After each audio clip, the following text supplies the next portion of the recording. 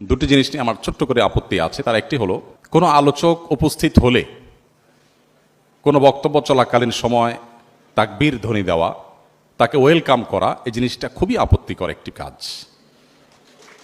একজন গুরুত্বপূর্ণ ব্যক্তিত্ব বক্তব্য রাখছেন, তাও আবার আমার প্রিয় মানুষ,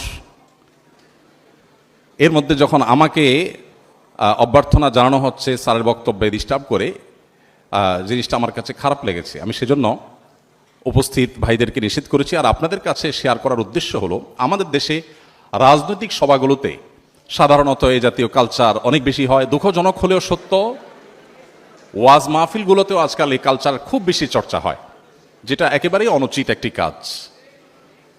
এবং আমাকে মানুষ এই অপছন্দনীয় কাজে আমাকে মানুষ ব্যবহার করে দেখে আমার অনেক বেশি গিল্টি ফিল হয়। সেজন্য কথাটি আমি একটু পরিষ্কার করে বললাম।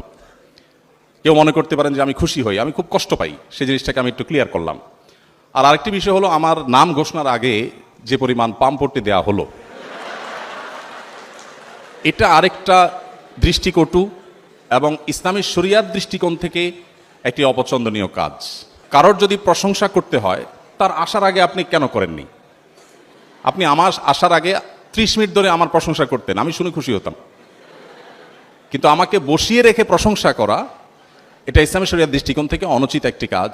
এটাও দুঃখজনক হলেও সত্য, আমাদের পলিটিক্যাল যে গ্যাদারিংগুলো হয়ে থাকে সেগুলোর কালচার। রাজনৈতিক নেতাদেরকে বসিয়ে, আমাদের বিভিন্ন স্তরের রাজনৈতিক নেতাদেরকে বসিয়ে পামপট্টিমূলক বক্তব্য না দিলে ওরা অনেকে নাখোশ হন। কিন্তু এই কালচারটা কখনো ভালো কালচার না। ইসলাম আমাদেরকে বলে কারো প্রশংসা করতে হবে তার পেছনে, আর তার কোনো সমালোচনা করার প্রয়োজন হলে সেটা করতে হবে সামনে। আমিও আপনাদেরকে আপনাদের দেয়া পামপট্টির বিপরীতে কিছু পামপট্টি দিতে পারতাম, সেটা না দিয়ে আমি এ দুটি কারেকশন দিয়েছি। কারণ আমার ছোট ভাই তুল্য শিক্ষার্থী আপনারা যারা আয়োজন করেছেন, আমি আপনাদের প্রতি সম্পূর্ণ শ্রদ্ধা রেখে বললাম যে আপনারা এই বিষয়গুলো সামনের দিকে খেয়াল করবেন। আমরা একজন মুসলিম হিসাবে আমাদের প্রতিটি বিষয়কে কোরআন এবং সুন্নাহর ছাঁচে ফেলে আমাদের করা উচিত।